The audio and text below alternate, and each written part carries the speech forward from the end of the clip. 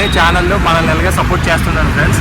మనం ఇప్పుడు ఆడిషన్కి వెళ్తున్నాం, ఎలాగైనా సెలెక్ట్ అవ్వాలని ప్లస్ చేయండి. యూట్యూబ్ చెప్పుకోసారి ఉన్నాను, డెఫినెట్లీ మనం సెలెక్ట్ అయిపోతాం, ఎందుకంటే మన టాలెంట్ అది. So thank you so much.